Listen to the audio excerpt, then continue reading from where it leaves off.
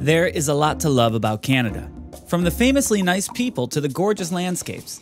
It's the place where roughly 80% of maple syrup comes from, a place where people actually say sorry when they push you on the street, or even if they don't, and a place where everybody has free healthcare.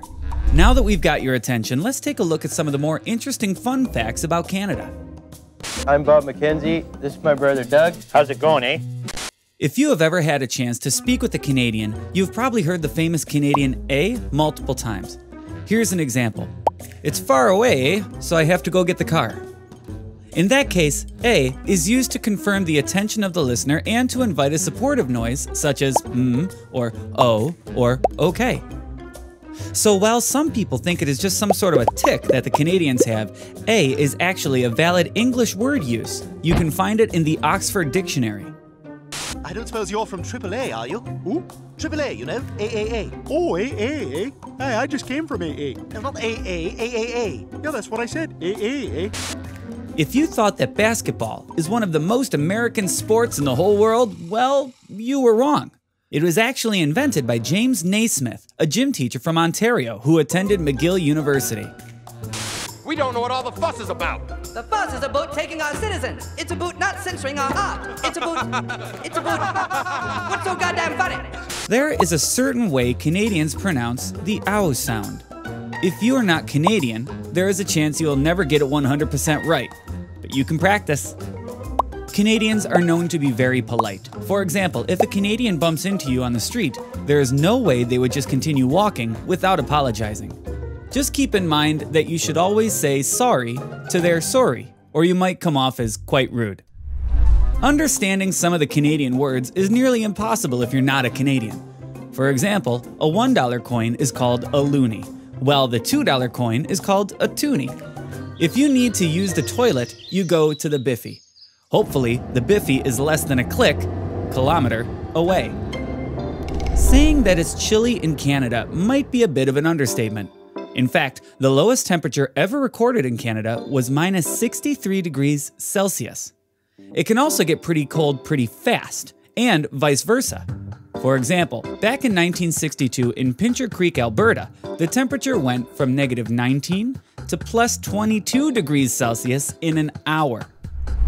91% of the famous Canadian maple syrup comes from Quebec.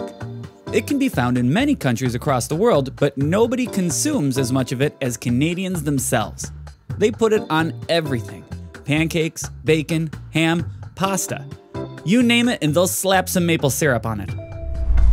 Canadians have a lot of cool national dishes that you will hardly get to eat anywhere else.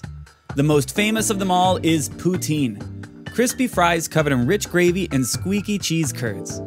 Saying to a Canadian that you don't like it would be similar to stabbing him directly in the heart. With all that ice and all those frozen lakes everywhere, it is no wonder that the most popular sport in Canada is played on ice. Ice hockey has been a big thing in Canada ever since it was invented, and Canadians have some of the best ice hockey teams in the world.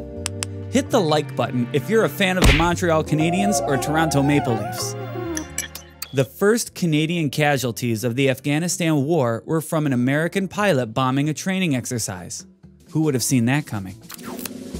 It may seem like a prank, but Canada's official phone number is 1-800-OH-CANADA.